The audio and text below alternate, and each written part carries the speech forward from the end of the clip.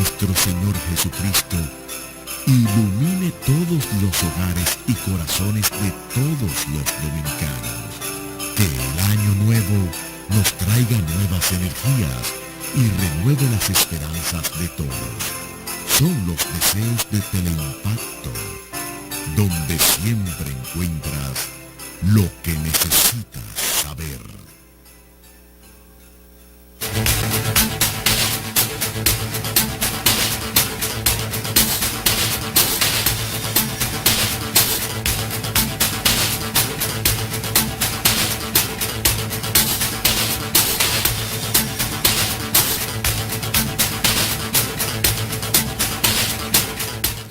Señores, bienvenidos a otra entrega de Sondeo, el primer programa en vivo del año del 2016. Le deseamos en principio el mejor de los provechos a la gente que nos acompaña a esta hora, que almuerza con nosotros o por lo menos toca la sobremesa o el cafecito. Y bueno, pues lo mejor que podemos desearle es que a la gente pueda salir a camino este año, salir a flote. El país tiene muchísimos retos por delante en el orden económico, en el orden social, en el orden político. Hay muchas cosas todavía pendientes, muchas cosas por resolver, otras que son grandes incógnitas, qué podría pasar. Realmente tenemos que emplearnos a fondo, pero ojalá que se hiciera como sociedad, que pudiéramos en algunos puntos, en los elementales por lo menos, pudiéramos ponernos de acuerdo y asumir grandes temas nacionales como compromiso de todos. Pero aquí cada cabeza es un mundo, cada partido tiene sus intereses, cada sector tiene sus intereses, y lo que se juega generalmente es al fracaso del otro. Sí. Y en el alma de cada dominicano cabalga un Trujillito, ¿eh? Claro. Entonces por eso no tenemos mayor cantidad de problemas resueltos. Pero bien, lo último que se pierde, como se ha dicho por ahí, es la esperanza, y siempre un año que comienza es un año para abrir posibilidades de solución y para abrirnos a la esperanza de que los problemas se resuelvan. Ojalá. Y a desear que los afanes sean productivos. Así es. Bueno, vamos, como el tema económico incide en todos los otros. Quisimos arrancar el año y desde hace días teníamos coordinado a Pavel Isa para que joven economista, para que nos diera una panorámica de por dónde, sin que realmente los economistas sean adivinos, pitonizos, pero realmente desde su óptica nos diga por dónde pudieran venir las cosas, si podemos ser y estar optimistas. Si no hay razones fundamentales para albergar grandes temores o grandes aprehensiones, si cree que podemos seguir adelante con, por ejemplo, los precios del petróleo como están, si a un 35, 30 y tanto por ciento, si eso puede sernos bueno, seguirnos siendo bueno, si debemos aprovechar mejor eso. Si qué pudiera pasar si de buenas a primeras nos dicen que eso se disparó y se puso otra vez donde estaba. José Luis quizás puede explicarnos de cómo se da una paradoja. Baja el petróleo y se reducen las recaudaciones. Sí. Entonces la baja es mala para la recaudación. Sí, bueno, y los gobiernos apuestan a que las recaudaciones no bajen. Y por ejemplo, esa baja de petróleo debió traducirse una ligera baja, no sé si ligera o bastante sustancial baja en los precios de los servicios de la luz eléctrica. Eso no se ha producido. Por ejemplo, por ahí decía Maspuy que la construcción de las plantas a carbón en Baní por parte del gobierno habría de convertirse en el peor error económico del presidente Danilo Medina. Yo no sé, Él lo pinta como una especie de feria de la paz. Neófito en esa materia, no sé, pero que si yo tengo como el pálpito de que eso no sería tanto así. Por lo menos el hecho de tener yo no sé si hubo cosas que debieron resolverse y previsiones que debieron tomarse en torno a ese proyecto, pero lo cierto es que de no tener nada resuelto con relación al problema energético o eléctrico, si se hablaba de que eso era un compromiso de gobierno, un compromiso de Estado, en el cual han fallado varios gobiernos, bueno, algo había que hacer. Sí. Entonces, desde ese punto de vista, de tomar una decisión y de comenzar a tener por lo menos, hacer el esfuerzo de comenzar a resolver el problema, por lo menos la intención es buena. Yo no sé si los otros ingredientes de por medio también son buenos, o hay equivocaciones en el camino, o errores en el camino. Pero me gustaría que abordáramos todas estas cosas de manera, y el especialista en la materia, el economista, es Pavel, de manera que le damos la bienvenida. Y a él que nos oriente, que nos lleve por buen camino. Bienvenido. Gracias por tenerme de nuevo en sondeo. Gracias a ti, Pavel. A ver, Luis ha trazado una panorámica, pero el precio del petróleo, me gustaría que iniciáramos con eso. El presupuesto fue calculado con un mínimo de un barril de petróleo a 50. Y el año pasado a un poco más de 100, sí, no recuerdo, o cerca de 100. Sí, entonces, entonces la economía nuestra tiene esa paradoja, que una rebaja que está llamada a impactar positivamente. Depende de... Exacto. Sí, el tema es el siguiente, los precios de los combustibles, o sea, los combustibles están grabados con dos impuestos. Uno, lo que es el impuesto ad valorem, es decir, que se expresa como una proporción del valor del combustible vendido, y hay otro que es el específico, que es una cantidad de pesos por galón o por unidad de combustible vendida. En la dinámica del mercado. Sobre el precio de mercado antes de impuestos. Es decir, eso significa que ahora todo tipo de impuestos tienen, no voy a entrar en ese detalle, pero tienen dos objetivos diferentes y surgieron de manera diferente. De cualquier manera, no importa de manera en que hayan surgido, lo cierto es lo siguiente: cuando el precio del petróleo o de los combustibles sube, el monto recaudado por el impuesto que se expresa como una tasa, sí, como un porcentaje, sube, y cuando los precios bajan, pues las recaudaciones bajan. Sí. En el caso del impuesto específico, que se expresa como un monto en pesos, no es el caso. El precio puede subir, pero el monto se queda igual. Y por lo tanto, cuando el precio sube, la proporción de ese impuesto en el valor del combustible vendido es menor. ¿No? Cuando el precio baja, la proporción es mayor. ¿Qué es lo que está cuando entonces esa parte afecta? Esa parte no se mueve. No se mueve. No se mueve. Porque esa es la parte que está destinada al pago de la deuda externa. Ya eso no existe. No existe. No. No me parece que haya fondos entonces, especializados. ¿con qué estamos pagando la deuda externa? Se va al Fondo General de la Nación y a partir de ahí se asigna presupuestariamente los diferentes montos. Me parece que ese es el caso. Ya no hay, eso era cuando era el diferencial del petróleo, sí, que el gobierno fijaba. No es que no existe, yo soy de la tesis que sigue existiendo diferencial, aunque claro, no con el nivel de discrecionalidad que había antes. Pero antes se fijaba un precio y la diferencia entre el precio de venta y el precio a que llegaba al expendio, ese era lo que llamaba el diferencial del petróleo, y eso era impuesto. Cuando el precio del petróleo de los combustibles subía y el precio en la calle no se modificaba, el precio al consumidor final no se modificaba, entonces el impuesto se comprimía. Y cuando el precio del petróleo o de los derivados bajaba, entonces ese diferencial se incrementaba, y la idea de la ley de hidrocarburos fue extraer de la dinámica política la fijación de los precios de los combustibles, que no se ha logrado plenamente, sino solo parcialmente. ¿Qué oportunidad tenía para ver el gobierno de aprovechar al máximo esa baja en el petróleo para, con ese dinero que se dejó de pagar, entonces resolver más cosas? Claro. ¿Era posible, era aprovechable? Yo creo que sí, pero primero, entonces, cuando cae el precio del petróleo, caen las recaudaciones. Claro, también es cierto que cae el gasto del gobierno. ¿Por qué?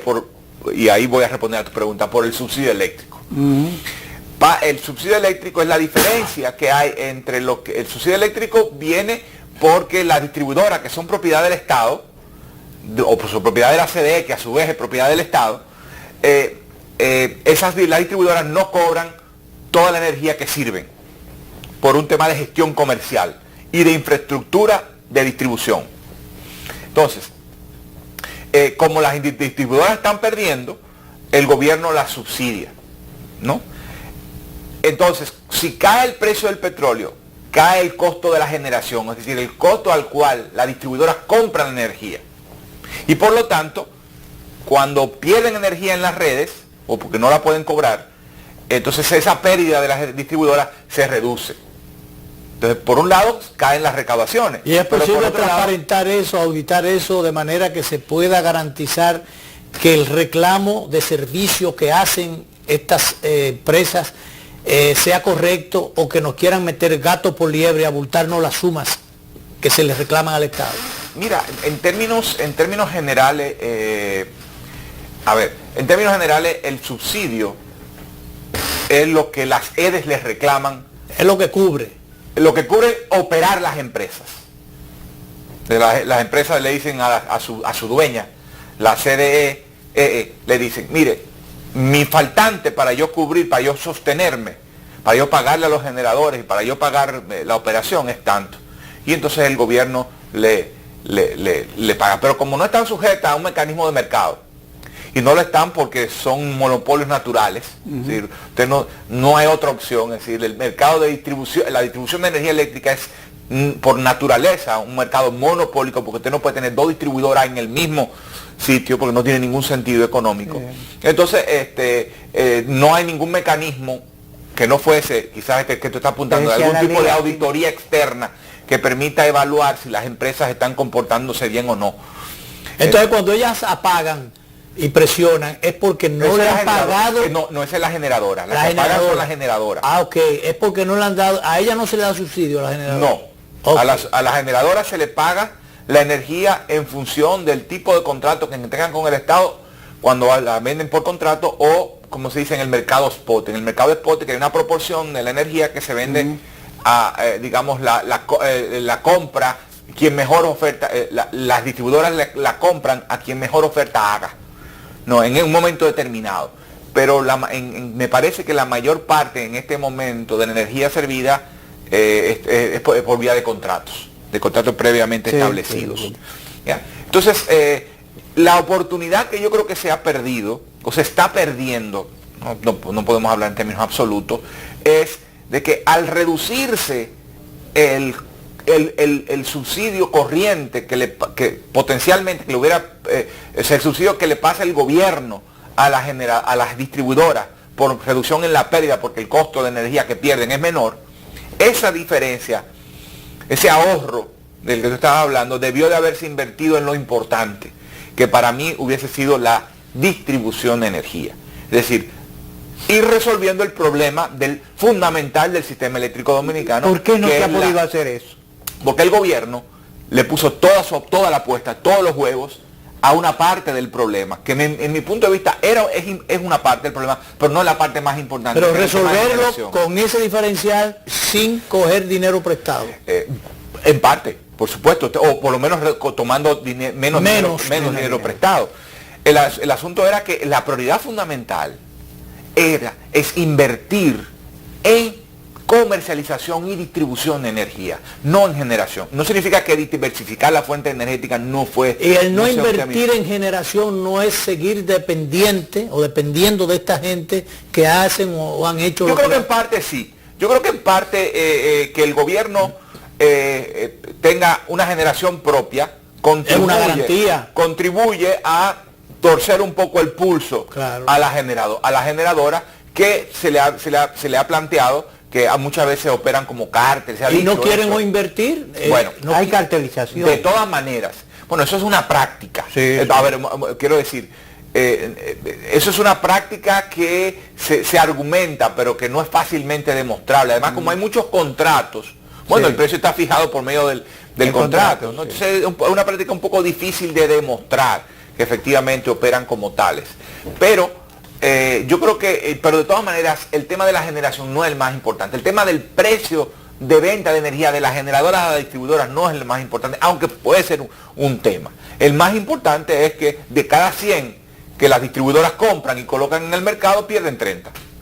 Entonces, desde mi punto de vista, lo que había que aprovechar la situación de menor subsidio para transformar la transferencia corriente a las distribuidoras para que operen en transferencia de capital una parte de ella. Es decir, yo te voy a pasar lo mismo, digamos, solo un ejemplo, te voy a pasar lo mismo, pero ahora lo voy a hacer en forma de inversiones. Vamos a considerar un conjunto crítico de proyectos de reforma de fortalecimiento de la infraestructura de distribución de energía para que tú reduzcas tus pérdidas. Porque ¿qué es lo que pasa? Hablamos, por ejemplo, de los barrios pobres que no pagan energía eléctrica. Pero el caso es que se roban la energía. Mi argumento es que no. No es que se roban la energía necesariamente. Es que no le cobran la energía. Y no le cobran la energía porque no hay infraestructura de distribución. O sea, para usted cobrar la energía, usted necesita tener un poste bien montado, una buena línea de distribución de energía, contadores, transformadores, una infraestructura básica que en esos sectores no existe. Claro, un llamado de atención. Cobrar energía en esos sectores es difícil, pero no cobrarla en el sentido de que le paguen directamente, sino que es muy costoso cobrarla. Es decir, es muchos clientes pequeños de bajo monto. No, el desorden que hay en las instalaciones. Pero aún, por eso que la inversión que hay que hacer es para eso. Ponerle contadores, medirla y cobrarle. Eso es lo que yo estoy diciendo. No, lo que yo estoy diciendo es lo siguiente, que lo que tú vas a obtener del cobro, aún con un cobro no compensa, puede no compensar la inversión que tú estás haciendo. Porque en los clientes pequeños, para la distribuidora pueden generar pérdidas. O se paga, pero a muy largo plazo. Entonces eso lo paga el Estado o lo pagan los que sí pagan la luz. De todas maneras. Que tienen que pagar por los que no pagan. Bueno, de todas maneras, sí, eso puede ser también. Tú puedes tener esquema de tarifa diferenciada en la cual lo que le cobras a uno subsidia lo que se llama subsidios cruzados. Eso puede ser. Lo importante, lo que estoy llamando la atención es que el problema fundamental de la energía eléctrica en la República Dominicana es una falta de eficiencia en la área de distribución. Que la parte de generación puede jugar un rol importante, puede jugar un rol en presionar para que la energía que se vende a la distribuidora sea menos cara, pero yo estoy crecientemente convencido de que la pieza fundamental no está en la generación, sino en la distribución. Y el gobierno se casó con las plantas de carbón. Sí. Y las plantas de carbón invirtió y ha invertido el excedente que le quedó por reducción del subsidio eléctrico en la planta de carbón, además de otros proyectos. Pero desde el punto de vista del gran problema que significa el aspecto energético no resuelto desde hace mucho tiempo, la decisión política de embarcarse en este proyecto, ¿fue correcto o cómo lo valoras? La verdad es que es difícil yo no estoy claro de qué fue lo que motivó al presidente y a su grupo en embarcarse en un proyecto que no resuelve el problema fundamental. No lo resuelve. No lo resuelve. Se embarcó porque en principio yo recuerdo que se hizo un llamado al sector privado y el sector privado, como es competencia y que ha querido hacer una inversión ha querido boicotear desde un principio ese proyecto, quiso boicotearlo, incluso boicotear el financiamiento internacional. Entonces después que ya el asunto, el Estado se embarcó directamente ya, entonces después comenzó a reclamar que se lo dieran a él. Pero el punto, yo vuelvo, insisto, si el tema fundamental estaba en el área de distribución, perdiste la oportunidad y te embarcaste en un proyecto, en un pleito con el sector privado, al final no has podido conseguir adecuadamente el financiamiento porque la fuente de financiamiento barato se alejan del carbón por un tema ambiental, por un conjunto de razones que o sea, no hay financiamiento accesible, disponible, rápido, fácil, a buen precio para carbón.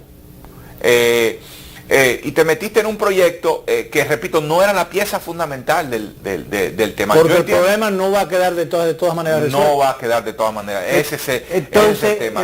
Repito, no significa que energía más barata no puede contribuir. Y de hecho, y además, en general, hay que planificar la generación.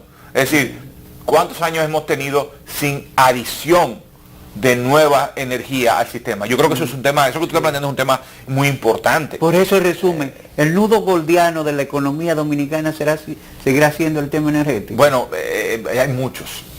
Pero ese es un tema fundamental. Antes de meternos en otras ramas, en el caso ustedes ya de la construcción de presas, que hoy esta mañana Omar Benítez decir la muy poca cantidad de presas que hay aquí con relación a las que tienen otros países y con relación a la cantidad de agua que todavía se está perdiendo, que se va al mar, a pesar de que las presas pueden ser fuentes de generación de energía, sirven para mojar, sirven para irrigar, sirven para 50.000 cosas. Entonces debería pensarse también en ese renglón que parece que los gobiernos... La duda que yo tengo es en la cuestión ambiental. Otra vez, claro, porque se asume que el río solo tiene un valor económico y que la vida del río no es importante en sí misma. Cambia el entorno cuando se hace. Totalmente. Ahora, eso no significa que todos los proyectos hidroeléctricos tienen la misma impacto ambiental. Probablemente tú tengas tecnologías hidroeléctricas que sean mucho menos intrusivas y que no cambien menos el entorno, incluso que puede contribuir. Pero de todas maneras nos estamos quedando sin agua y además la gestión de agua es lo más importante. Otra vez, el tema institucional y el tema de cómo manejamos la cosa. Si tenemos presas que se están sedimentando, porque no cuidamos la cuenca. Es un problema. Entonces, gestionar no es solo un tema de infraestructura, es un tema de la gestión de los recursos naturales, que es la fuente del resto de los recursos energéticos. Entonces, puede ser que aquí todavía podamos explotar más, que haya un potencial hidroeléctrico inexplotado. Yo creo que no es muy alto ya. No, pero todavía quedan algunos... Pero probablemente el esfuerzo debe ser puesto en la gestión. O sea, no te embarques en ningún proyecto hidroeléctrico y de presas y de embalses que no tenga garantizado de alguna manera una adecuada gestión de la cuenca, porque va a terminar alimentado y perdiendo. Claro, y se van a llenar otra vez, pero de desperdicio. Exactamente. Pero de todas maneras sigue siendo una realidad que se está perdiendo mucha agua todavía. Llueve, cuando llueve, y entonces una parte de ella se va al mar. Y ahí eso es lo que hay que eso y además la pérdida de agua en la red, en la red pública, es impresionante. Tenemos unos sistemas, porque no se ha hecho las inversiones fundamentales, hay que reconstruir, además de terminar de expandir la red de agua, que hay todavía muchas comunidades que no tienen agua, al mismo tiempo hay que reconstruir las que ya tienen. La perspectiva desde tu óptica son buenas, siguen siendo buenas o van a ser buenas si hablamos de un crecimiento de un 7% y no ha habido movilidad, si se quiere, en las tasas. Sí, yo creo que entonces, ¿hacia dónde apuntamos? Mira, ¿el año comienza bueno? Sí, yo creo que 2016 no va a ser muy distinto a 2015, en el sentido de que la economía va a estar creciendo, gracias a un dinamismo en la demanda interna. No podemos hablar de un 2015 malo, entonces. No, un 2015 donde, digamos, en términos donde no se... Para saber qué nos espera en el 16. El 2015 fue malo en el sentido de que no se logró avanzar en las reformas que uno hubiese querido que se avanzara para lograr traducir crecimiento económico en calidad de vida de las personas, en mejores empleos de mayor calidad. El gobierno habla de una reducción de la tasa de pobreza, pero hay otros indicadores, propios indicadores oficiales, que apuntan en una dirección distinta, o sea que no avalan esa cifra. Yo no pongo en duda necesariamente si reforma no hubo, entonces no fue posible esa mejoría, o sin reforma no sería posible esa mejoría. Correcto. Pero yo creo que 2016 no va a ser diferente con respecto a 2015 en ese sentido. Ahora, el entorno macroeconómico y el desempeño macroeconómico fue de libro de texto. Es decir, es lo que todo ministro que solo le presta atención, todo ministro de mente cuadrada, que solo le presta atención a la tasa de crecimiento económico y a la inflación, fue un año muy bueno, baja inflación y alto crecimiento económico. Desde ese punto de vista, no se miró para los lados. Bien, vamos a hacer la primera pausa y de allá para acá, entonces, hablemos entonces de reformas. Difícil porque es un año electoral. Y en el año electoral generalmente el que está en el gobierno no quiere hacer reformas hablar de impuestos, de nuevos impuestos, muchas veces o generalmente la reforma implica impuestos, porque eso afecta en términos electorales las posibilidades de seguir en el poder o de llegar al mismo, porque los que quieren llegar tampoco hablan de esas reformas, porque, bueno, aunque hablen de reformas, pero quieren meter el cuento de que se pueden hacer reformas sin creación de impuestos. Sí. Yo no sé si eso es posible. Entonces, bueno, un año político. Sí, y le podía agregar a eso que se refiere para ver al entorno. Hay economías latinoamericanas importantes que van a confrontar problemas. Sí. Sí. Vamos a la pausa y volvemos con Panuel Isa, que es economista, que es nuestro invitado de hoy.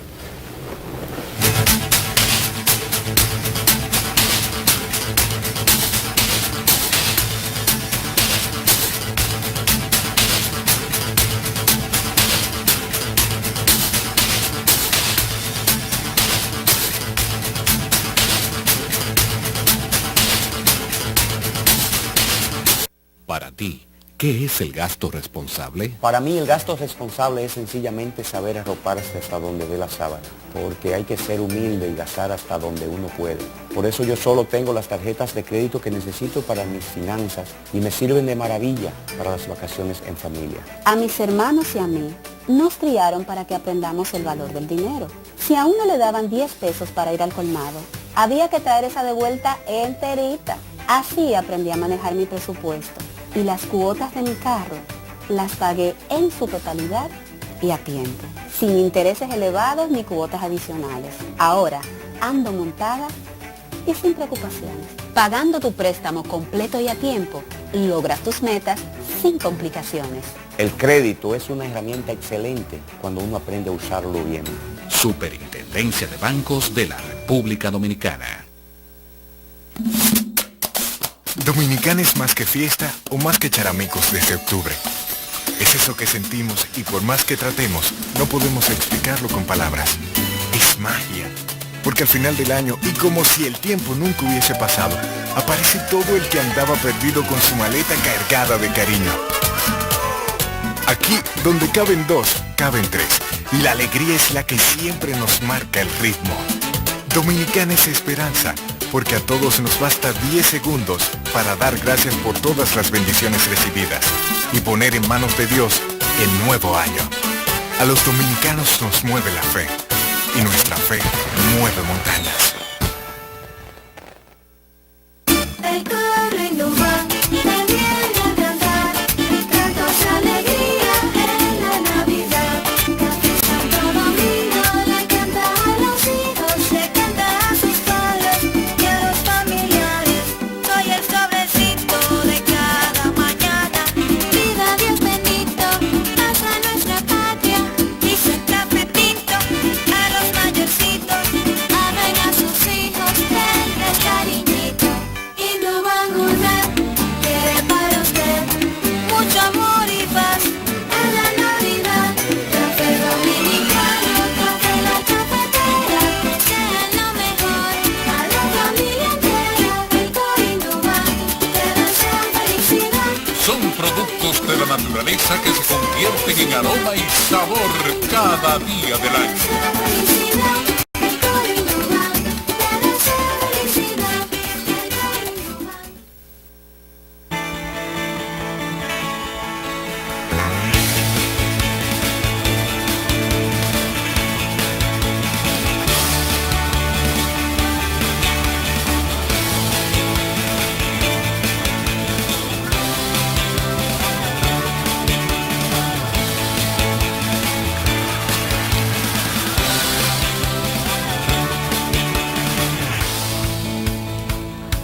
Dale millas a tu vida. Ahora también cambia tus millas para pagar tu tarjeta de crédito y los impuestos de boletos aéreos.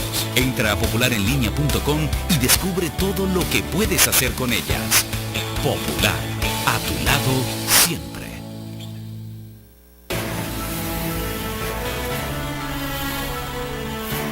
Este es un país que tiene un compromiso con su gente. Compromiso con el futuro. Y compromiso con el presente, con la vida y con el bienestar. Compromiso con los sueños y con la esperanza, con la honradez y con el trabajo. con la solidaridad y con la paz. Respetar cada uno de esos compromisos es lo que hemos hecho desde el primer día y vamos a continuar cumpliendo lo que prometemos a cada uno de los dominicanos para hacer lo que nunca se hizo. Gobierno de la República Dominicana, haciendo lo que nunca se ha hecho.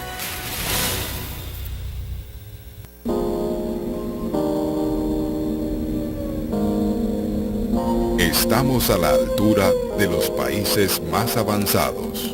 De acuerdo con la evaluación de la Organización de Aviación Civil Internacional, OASI, República Dominicana está por encima de los estándares mundiales.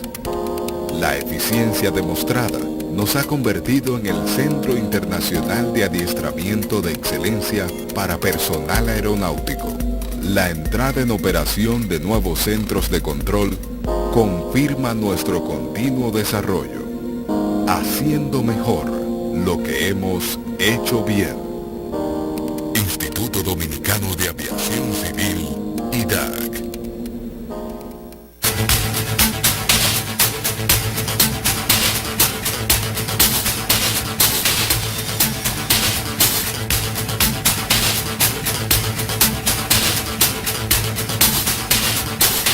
Bien, seguimos nuestra conversación esta tarde, el tema económico, justamente planteado analizando las cosas desde su óptica y sus conocimientos por Pavel Isa, que es nuestro invitado.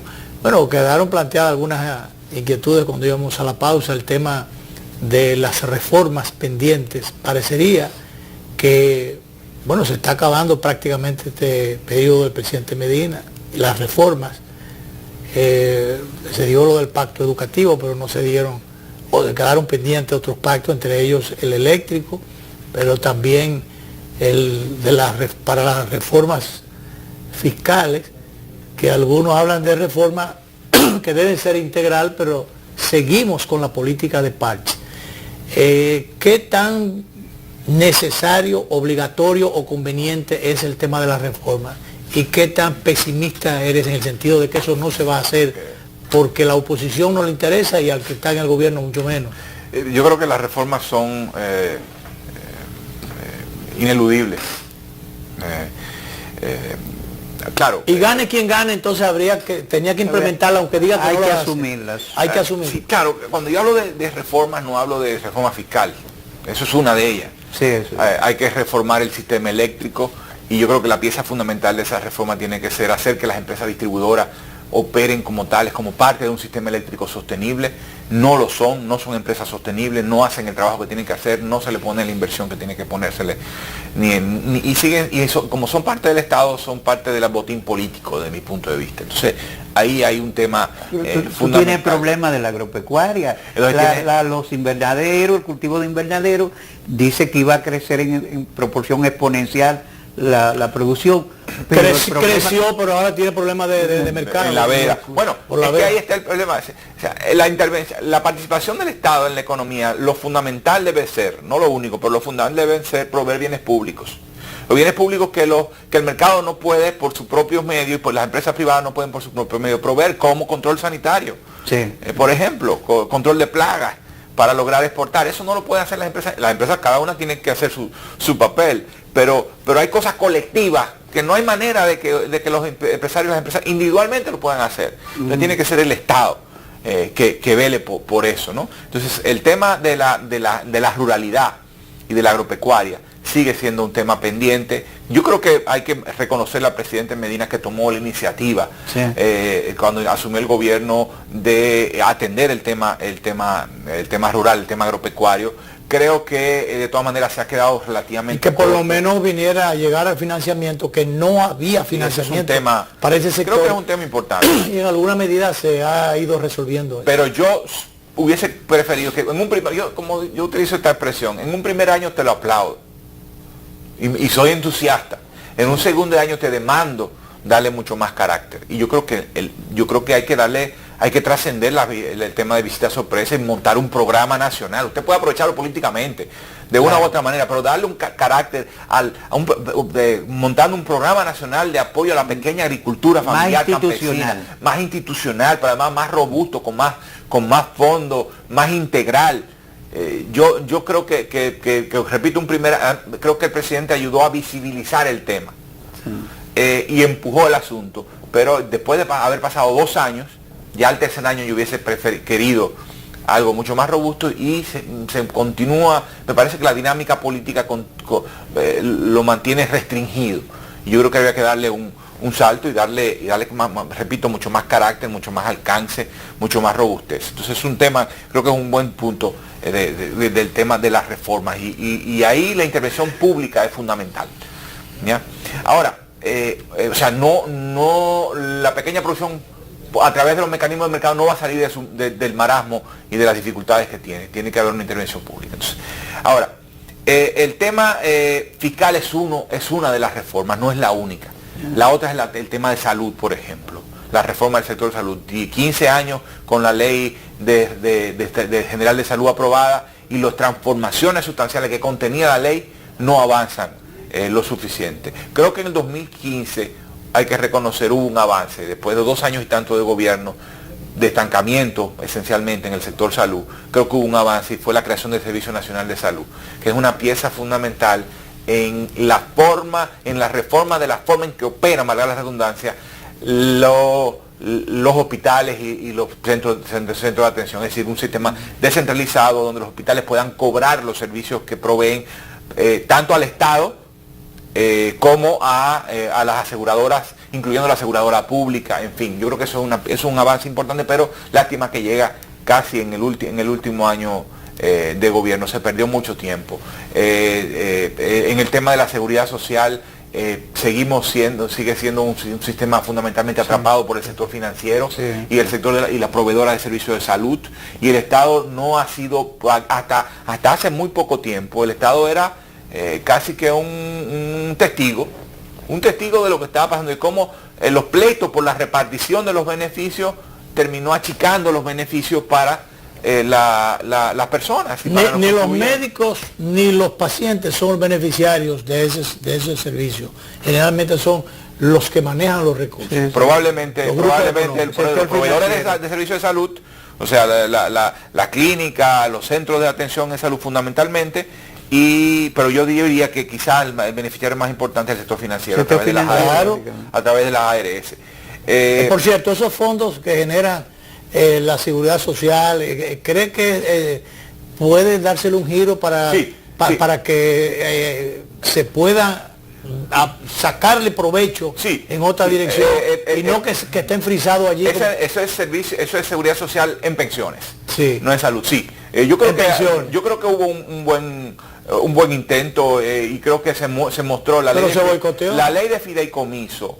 Creo que revela esa fue la salida que se le buscó, porque primero era para los fondos que se querían coger para la construcción, pero hubo riesgo por precedentes o temores y eso boicoteó esa posibilidad, porque los asuntos es hacer más rentables esos fondos, no echarlos en un zafacón o en un saco sin fondo. Yo creo que hay alternativas.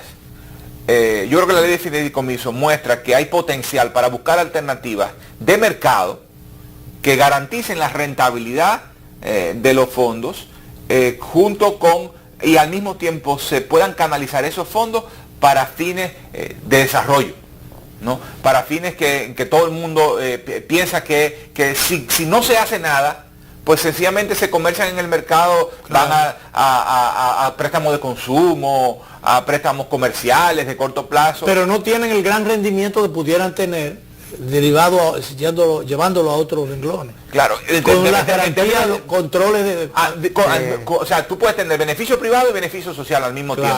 Que si lo dejas libre a la libertad del mercado no lo hace, pero si tú, respetando a los mercados, las decisiones autónomas de los agentes, generas algún tipo de incentivo, de mecanismo para que sean puestos al servicio de proyectos más colectivos, de beneficio social, yo creo que tiene ese doble beneficio. Vamos a hacer la pausa final y entonces seguimos en la parte de los impuestos por ahí, porque ahora ya en este año yo no sé si el día cuánto es que deben comenzarse a aplicar otro 3%, del 13 al 16 del ITEVI, a renglones importantes de la canasta.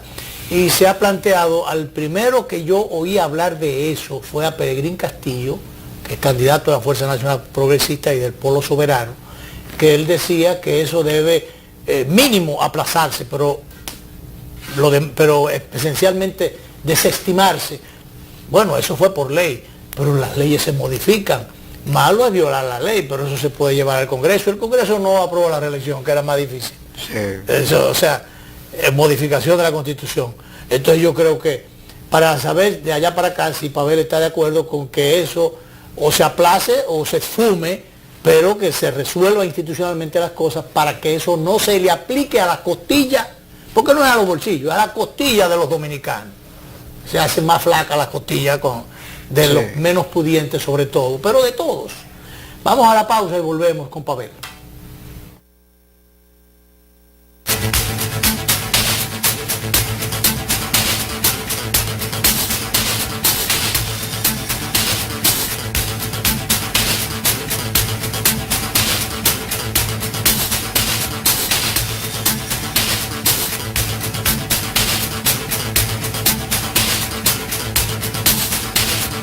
Para ti, ¿qué es el gasto responsable? Para mí el gasto responsable es sencillamente saber arroparse hasta donde dé la sábana, porque hay que ser humilde y gastar hasta donde uno puede.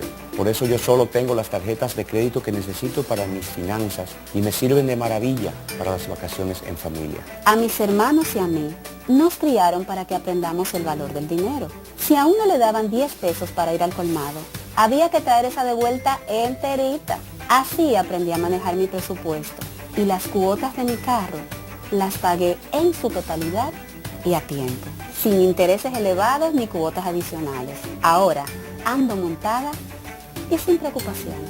Pagando tu préstamo completo y a tiempo, logras tus metas sin complicaciones.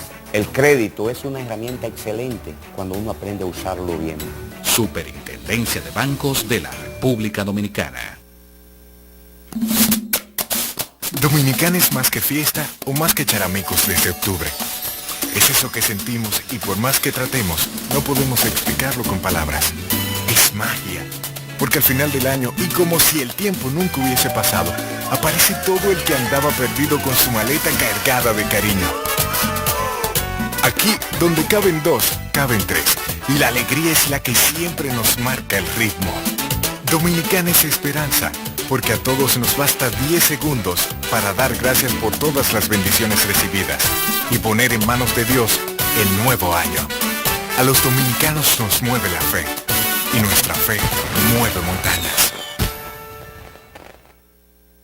El coro innova, le viene a cantar, cantos de alegría en la Navidad.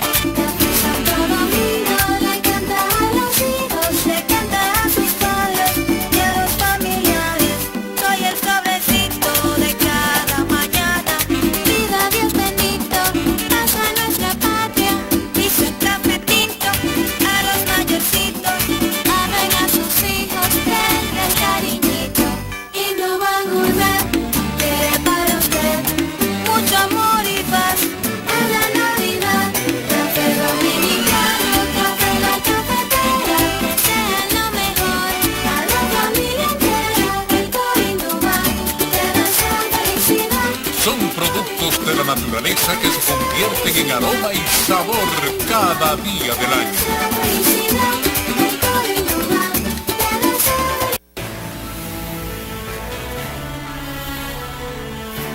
Este es un país que tiene un compromiso con su gente, compromiso con el futuro y compromiso con el presente, con la vida y con el bienestar, compromiso con los sueños y con la esperanza, con la honradez y con el trabajo, con la solidaridad y con la paz. Respetar cada uno de esos compromisos es lo que hemos hecho desde el primer día y vamos a continuar cumpliendo lo que prometemos a cada uno de los dominicanos para hacer lo que nunca se hizo. Gobierno de la República Dominicana, haciendo lo que nunca se ha hecho.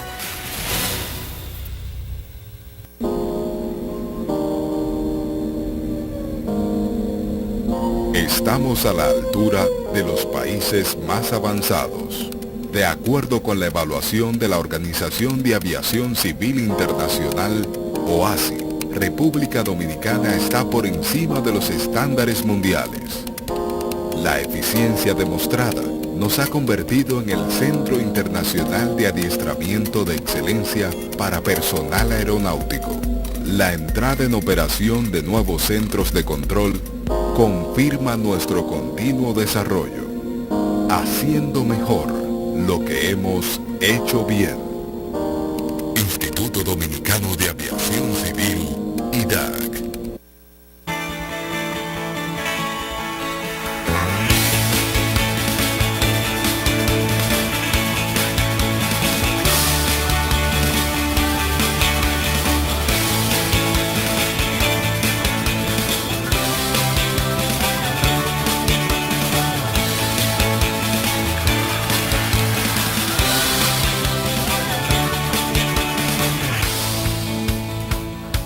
Dale millas a tu vida. Ahora también cambia tus millas para pagar tu tarjeta de crédito y los impuestos de boletos aéreos.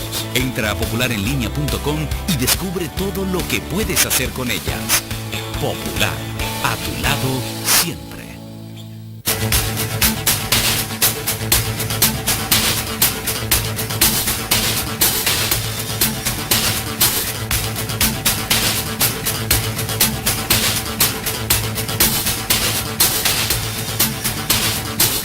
Hablando de reforma, para ver qué hacer con los impuestos, si procede el que el gobierno resuelva el problema de 3 puntos que se le van a adicionar a partir del día 1 al ITEVI a varios productos importantísimos de la canasta familiar.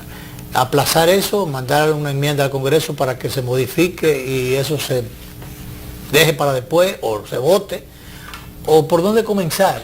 Mira, lo primero es que nunca debió de haberse incorporado estos productos al ITEVIS. Yo creo que fue una salida conveniente en términos recaudatorios, pero que tiene un impacto, ya tú lo has planteado, muy severo en la población más pobre, en donde la proporción del consumo, del gasto en consumo de esos productos que están ahora, que se empezaron a grabar en 2013, representan un alto porcentaje del consumo total de los hogares. Mientras más pobre es el hogar, más peso tienen esos productos que están siendo grabados, que están en proceso de elevarle su gravamen hasta el 16% en la canasta total de esos hogares. Entonces, lo cual no se queda ahí, porque eso tiene un efecto multiplicador. Claro, además se constriñe el consumo de esos hogares, la capacidad de consumir. Eso también tiene efectos económicos porque se constriñe la demanda de esos productos y la producción de esos productos eventualmente se ve afectada. Mira, pero yo pienso que hay que repensar todo el tema tributario. La economía dominicana, digamos los que toman decisiones han hecho el sistema tributario uno mucho más regresivo de lo que era. ¿Y qué es más regresivo? Regresivo significa que lo han hecho que la carga impositiva descanse cada vez en los más pobres. Y no le han prestado suficiente atención al tema de los impuestos sobre los más ricos. Entonces hay que modificar. Incluso a los más ricos han llegado subsidios que en algunos renglones y que no se han quitado. Bueno, para empezar, muchos de los ricos están exentos de impuestos en virtud de leyes de exención tributaria para beneficiar ciertos sectores como el turismo, por ejemplo, que no significa que las exenciones no tengan un rol que jugar en etapas tempranas del desarrollo. Pero aquí de se quedan aquí se quedan eternamente. Ya, y tienen un rol para impulsar la para actividad, despegar, pero no para mantenerse. Pero no para mantenerse. Porque además termina siendo un drenaje del erario, termina generando condiciones inequitativas entre sectores y no transforma cualitativamente la producción, sino que lo que hace es generar beneficios, pero no transforma las capacidades productivas, no incentiva el escalamiento tecnológico. No, lo que hace es garantizar muchos de esos subsidios desnaturalizan claro, Exactamente. Y además tú lo que quieres es que esas actividades despeguen para que eventualmente también participen del universo, formen parte del universo de contribuyentes, Claro. que también se beneficie el Estado, que se beneficien quienes se emplean allí, también que haya ganancias para que puedan ser reinvertidas y generar más empleo. Pero entonces cuando se le otorgan estos incentivos eternos, lo que hace es que son sectores que aprovechan frecuentemente los bienes públicos sin pagar por ellos. Claro. ¿No? Entonces hay que... O a veces se hacen tan fuertes que están fuera del alcance de la ley y de las normas. Claro, exactamente, porque adquieren poder. Tienen un poder tan grande que no logra- se puede tentar contra eso Exactamente. después. La concentración del ingreso y de los recursos que en parte es apoyada por estos sistemas impositivos de exención que juegan un problema en algún momento determinado, al final se torna contra el propio Estado, ¿no? Porque adquieren un poder tan grande que, como tú dices, logran influir en la política y logran evitar formar parte del resto de los mortales en términos tributarios. Entonces, yo lo que pienso es que hay que repensar todo el sistema tributario para empezar a moverlo hacia un sistema tributario más cargado, que se grave más a los sectores de mayor ingreso. No solo eliminando o reduciendo o moderando, racionalizando exenciones, poniéndole un límite en el tiempo. El país ya también permite... también el tema del impuesto sobre la renta. El país, las circunstancias ya permiten que se pueda hablar de gravar a los que más pueden, porque antes no se podía hablar de eso. No, es que es ineludible, como dije antes, hablar de eso. Es fundamental hablar de eso. Ahora, ¿qué es lo que está pasando? Que el Estado no tiene la legitimidad para plantear mucho. Bueno, porque es que la clase media es la que está cargando con el gran fardo. Pero Porque No tiene legitimidad, ¿por qué? porque no cumple el rol que la ciudadanía espera del Estado. Entonces, cuando el Estado no provee los bienes públicos que está supuesto a proveer, es cierto que con los pocos recursos, creo que era Piketty que decía, que voy a utilizar esto, dice, cuando usted tiene una presión tributaria baja, usted probablemente provea mal servicio de educación, mal servicio de salud y mal servicio de seguridad y de justicia. Es decir, todo es a medias. ¿No? Usted necesita una presión tributaria significativa. Pero al mismo tiempo, tú tienes que empezar por algún lado. Otro lo dijo de otra forma, fue un jefe de policía que dijo, tenemos la policía que se paga. Bueno, un poco de eso. Bueno, entonces yo pienso, podemos pagar. Yo creo que hay que empezar a dar algún ejemplo. Cuando el Estado empieza a proveer bienes públicos de calidad, entonces la gente dice, ahí yo sí quiero que te dé mi dinero.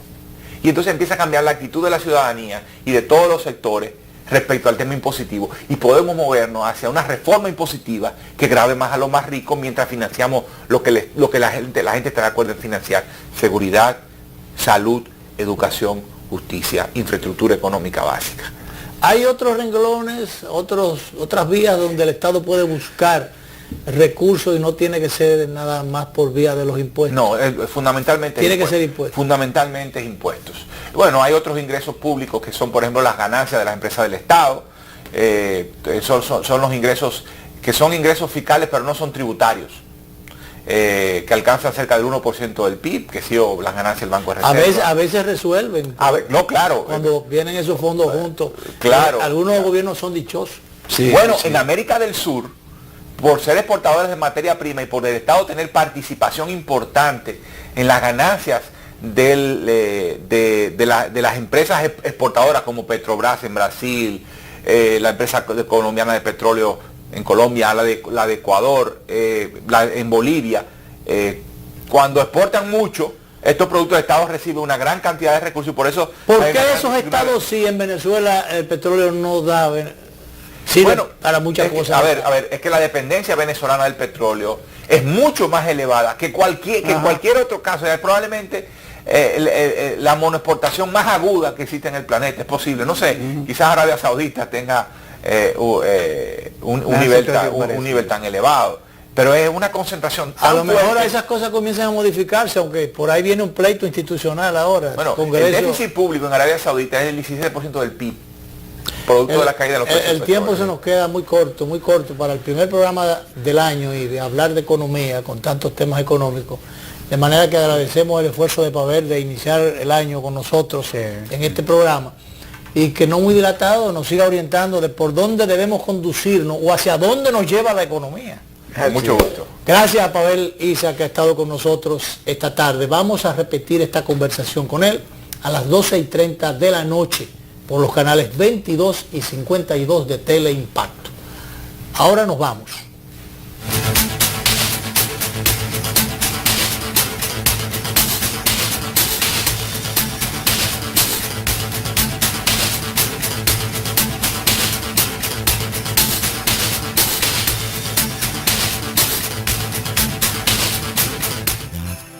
Que la paz de nuestro Señor Jesucristo ilumine todos los hogares y corazones de todos los dominicanos. Que